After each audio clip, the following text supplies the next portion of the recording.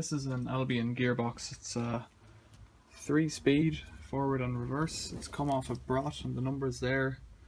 RCU 631, I think. I think it's a HJR gearbox. I've taken it apart. I've taken the clutch apart, as you can see here. It's quite simple, really. It's a cork clutch. So if I put this back on and take it apart again for you.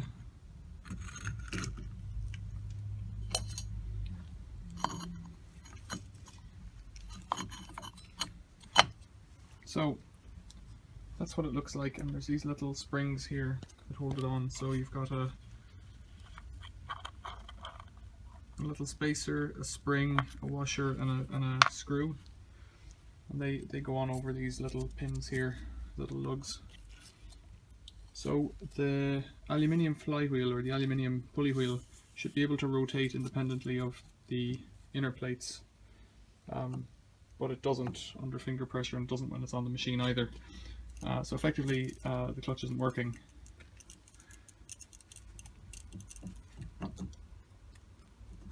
There's not much play in this. If you grab on these 3 pins here, the bearing feels quite good. I can't really feel anything, I don't think.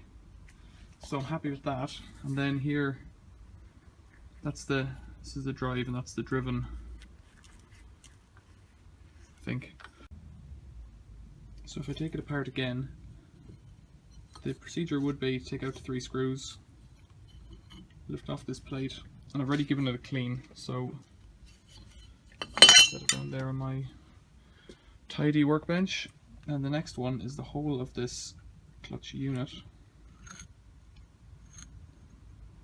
so it lifts off. Now the inside and the outside should be separate and free, so I'll just set it down there for the time being. And you can see I think it's a multi-plate. There's 2 plates in it, and there's little cork pads, which I've never seen. Well, I've never taken apart a clutch like that before. And then on the inner side there's a plate that I've cleaned up as well, and I need to get some clutch cleaner or brake disc cleaner or something on that to give it a proper clean up. And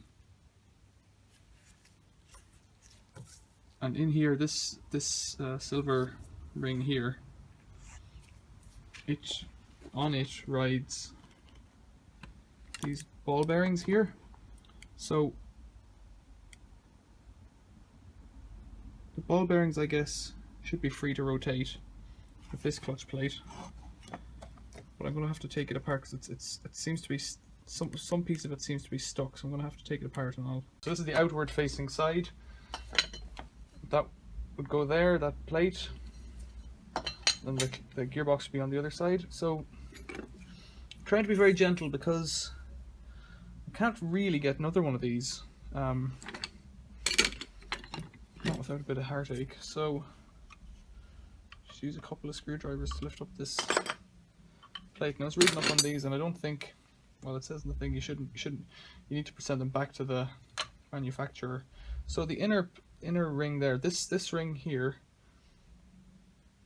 is quite clean. It's not greasy. It's very light. Weird. And the cork looks okay, you know. See how that looks there. Little pieces of cork.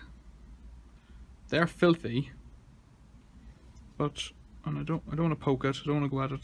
Just going to leave it. I'm not even going to. You can see there's a bit of wear. Or maybe those are meant to have steps on them there.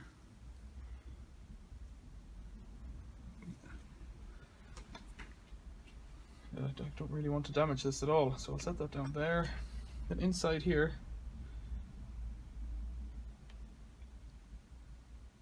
it seems that this one is seized somehow to the corks below, and they're all oily, and I guess, well, it's a seized clutch. So how do I get this apart without, you can see the back of the corks there, some of them.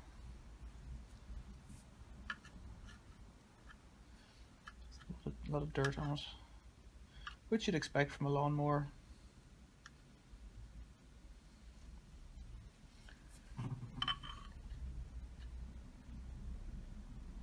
Okay, it's moving very gently, so it's just got a kind of a oil grip on it. Now, I guess those, there we are, that's it.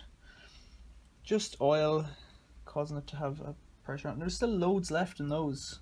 They're big corks, and they're little corks, and in the manual it says that there is 2 sizes. So, if I got something to clean with, a bit of a sock. So that's not so bad. So it's a kind of a double, was a multi-plate. There's three steel faces. This one has 2 sides.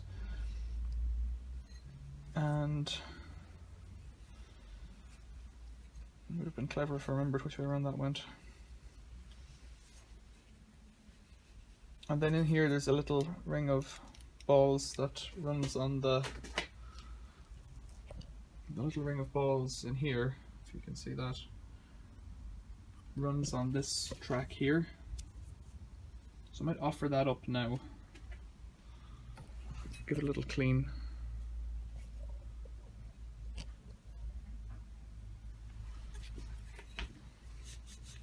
I think what I'm going to do is just clean the cork and try and blow it out or something, and try and get something on this, because it should work, you know. There's nothing much to it.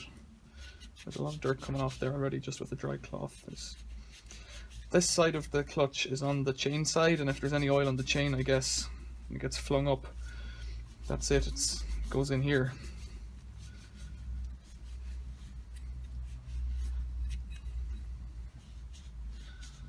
Funny little things, because each cork is kind of unique, kind of individual somehow. They're all different shapes. There's loads of gunk in here, but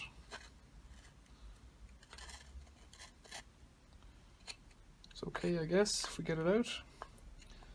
Like, these machines must have been capable of getting completely filthy. I need to figure out if these clutches are meant to be oiled or not.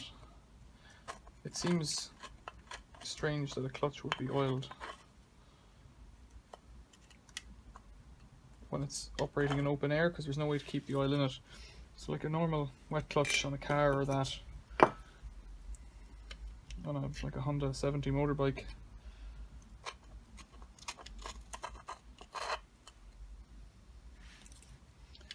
runs in the oil. So certain clutches, but never seen a multi-plate cork one. So this machine's from the 1960s. This type of gearbox is not that modern, I'd say.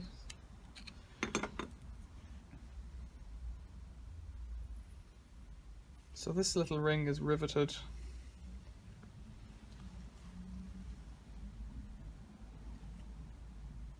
It's ready. We've got a loose piece there. I don't really want to touch this cork at all if I can. And I don't know. There's ball bearings in there, and like, I can't imagine that they're meant to run dry, but I really don't know.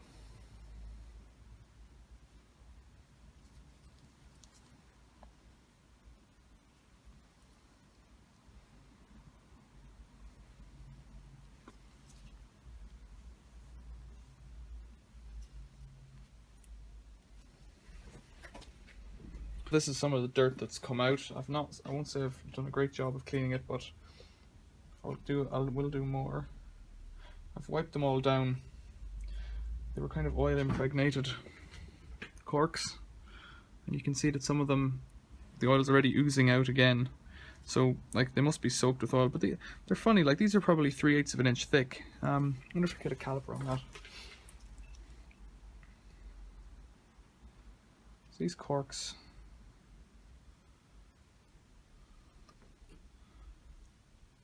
yeah, you're getting like 10.5 mil there, just over 3/8.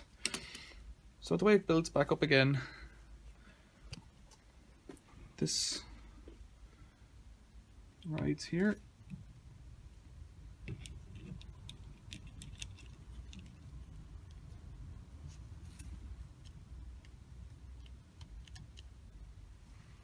And this plate here comes next.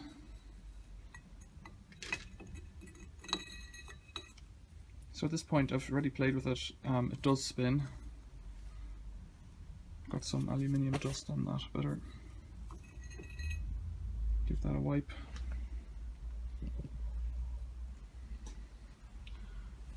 Something clean, because my workbench isn't tidy.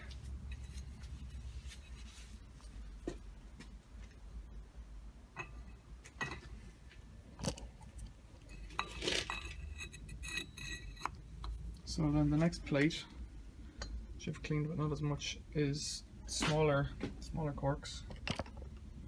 If I put a measure on these just to see what they're worn down to, or what they are, we're looking like they're less than a 1/4 inch, so maybe 4 mil.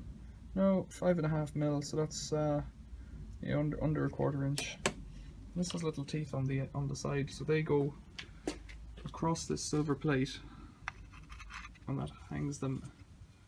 You see the one on top there, hangs them in the.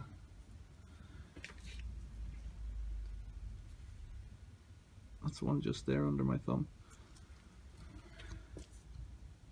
Hangs them to the outer ring but not the inner ring.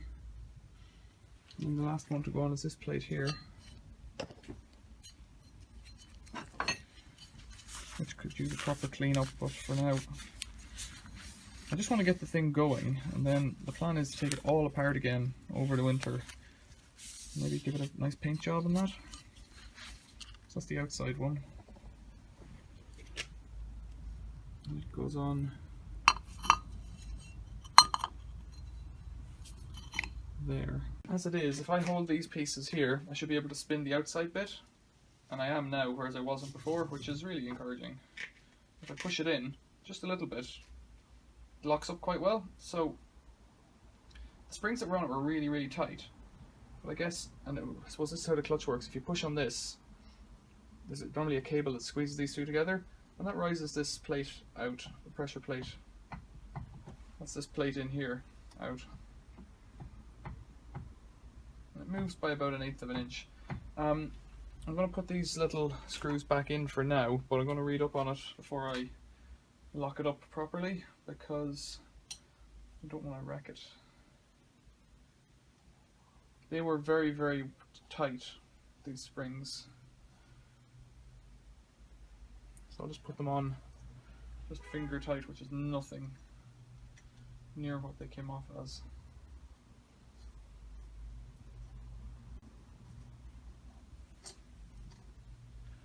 One more. So I don't believe that they'd be enough to keep the clutch engaged. And this clutch isn't designed to be worked, to be slipped when it's in business. It's only meant to be dropped into gear, and that's it. So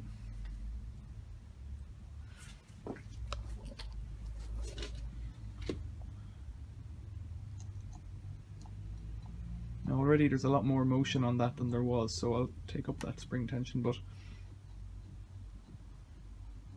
I'll read up about it first.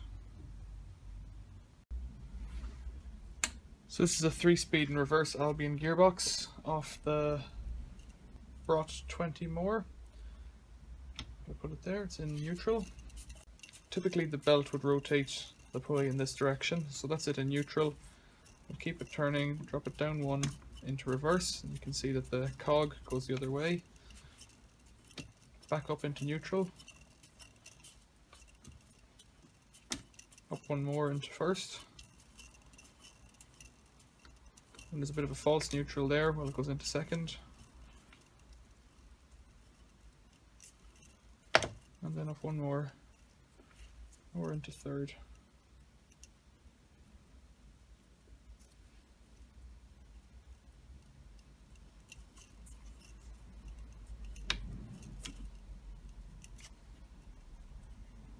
So second is slightly retarded from the driving speed.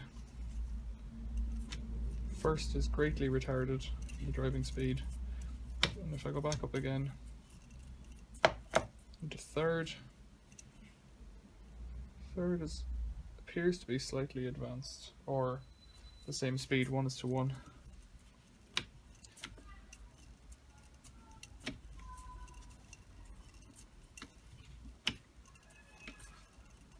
It's neutral. Go down one more and you're in reverse.